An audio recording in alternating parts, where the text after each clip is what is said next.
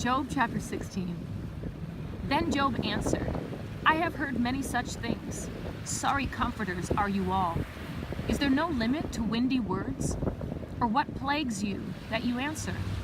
I too could speak like you if I were in your place. I could compose words against you and shake my head at you. I could strengthen you with my mouth, and the solace of my lips could lessen your pain. If I speak, my pain is not lessened, and if I hold back, what is left me?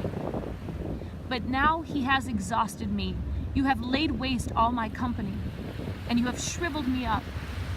It has become a witness, and my leanness rises up against me. It testifies to my face. His anger has torn me and hunted me down. He has gnashed at me with his teeth. My adversary glares at me. They have gaped at me with their mouth. They have slapped me on the cheek with contempt. They have masked themselves against me.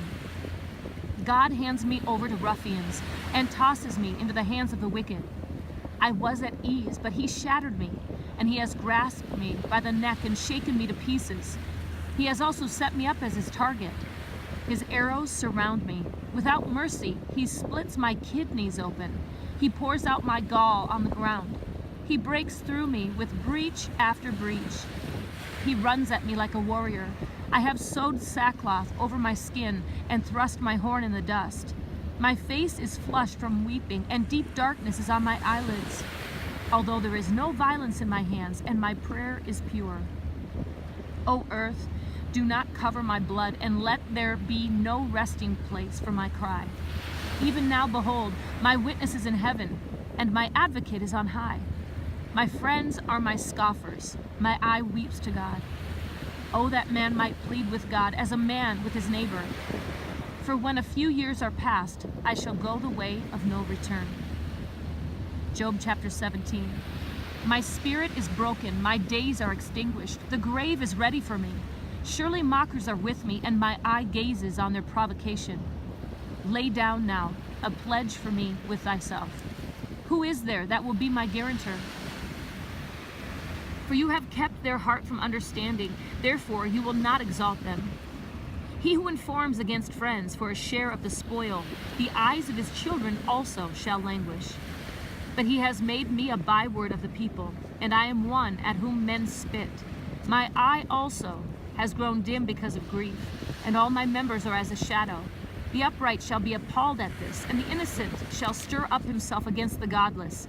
Nevertheless, the righteous shall hold to his way, and he who has clean hands shall grow stronger and stronger. But come again, all of you now, for I do not find a wise man among you. My days are past, my plans are torn apart, even the wishes of my heart. They make night into day, saying, the light is near in the presence of darkness.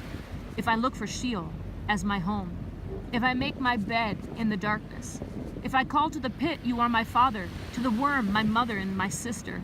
Where now is my hope? And who regards my hope? Will it go down with me to Sheol? Shall we together go down into the dust?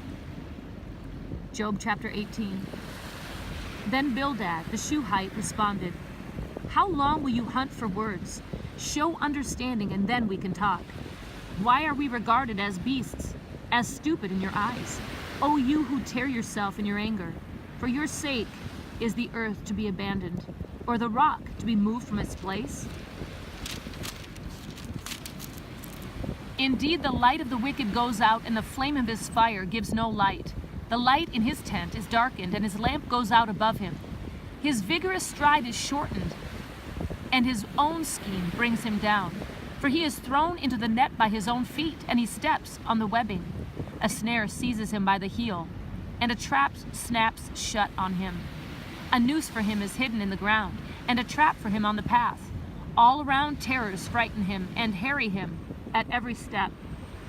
His strength is famished, and calamity is ready at his side. His skin is devoured by disease. The firstborn of death devours his limbs. He is torn from the security of his tent, and they march him before the king of terrors. There dwells in his tent nothing of his. Brimstone is scattered on his habitation. His roots are dried below, and his branch is cut off above.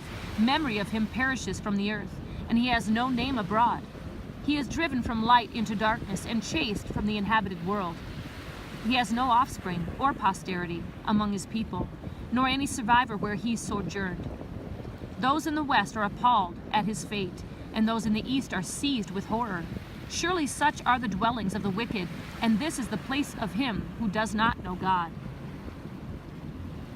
Job chapter 19. Then Job responded, "How long will you torment me and crush me with words? These 10 times you have insulted me. You are not ashamed to wrong me. Even if I have truly erred, my error lodges with me. If indeed you vaunt yourselves against me and prove my disgrace to me, know then that God has wronged me and has closed his net around me. Behold, I cry violence, but I get no answer. I shout for help, but there is no justice. He has walled up my way so that I cannot pass, and he has put darkness on my paths. He has stripped my honor from me and removed the crown from my head. He breaks me down on every side, and I am gone. And he has uprooted my hope like a tree. He has also kindled his anger against me and considered me as his enemy. His troops come together and build up their way against me and camp around my tent. He has removed my brothers far from me, and my acquaintances are completely estranged from me. My relatives have failed, and my intimate friends have forgotten me. Those who live in my house and my maids consider me a stranger. I am a foreigner in their sight. I call to my servant, but he does not answer. I have to implore him with my mouth. My breath is offensive to my wife, and I am loathsome to my own brothers. Even young children despise me. I rise up and they speak against me. All my associates abhor me, and those I love have turned against me. My bone clings to my skin and my flesh, and I have escaped only by the skin of my teeth. Pity me, O you my friends, for the hand of God has struck me. Why do you persecute me as God does, and are not satisfied with my flesh? Oh, that my words were written, oh, that they were inscribed in a book, that with an iron stylus and lead they were engraved in the rock forever. And as for me, I know that my Redeemer lives, and at the last he will take his stand on the earth, even after my skin is destroyed. Yet from my flesh I shall see God, whom I myself shall behold, and whom my eyes shall see, and not another. My heart faints within me. If you say, how shall we persecute him? And what pretext for a case against him can we find? Then be afraid of the sword for yourselves, for wrath brings the punishment of the sword, so that you may know there is judgment. Job chapter 20. Then Zophar the Naamathite answered, Therefore my disquieting thoughts make me respond, even because of my inward agitation. I listened to the reproof which insults me, and the spirit of my understanding makes me answer. Do you know this from of old, from the establishment of man on earth, that the triumphing of the wicked is short, and the joy of the godless momentary? Though his loftiness reaches the heavens and his head touches the clouds, he perishes forever like his refuse. Those who have seen him will say, Where is he? He flies away like a dream, and they cannot find him. Even like a vision of the night, he is chased away. The eye which saw him sees him no more, and his place no longer beholds him. His sons favor the poor, and his hands give back his wealth. His bones are full of his youthful vigor, but it lies down with him in the dust. Though evil is sweet in his mouth, and he hides it under his tongue. Though he desires it, and will not let it go, but holds it in his mouth, yet his food in his stomach is changed to the venom of cobras within him. He swallows riches, but will vomit them up. God will expel them from his belly. He sucks the poison of cobras, the viper's tongue slays him. He does not look at the streams, the rivers flowing with honey and curds.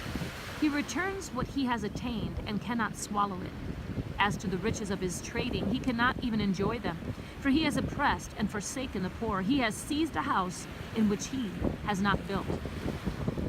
Because he knew no quiet within him, he does not retain anything he desires. Nothing remains for him to devour. Therefore, his prosperity does not endure. In the fullness of his plenty, he will be cramped. The hand of everyone who suffers will come against him.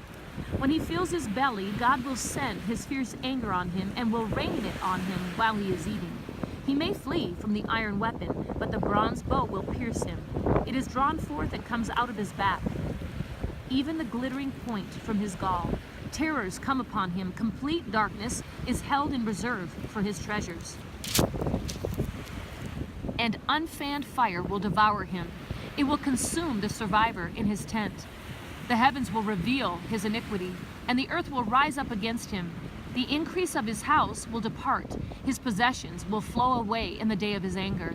This is the wicked man's portion from God, even the heritage decreed to him by God.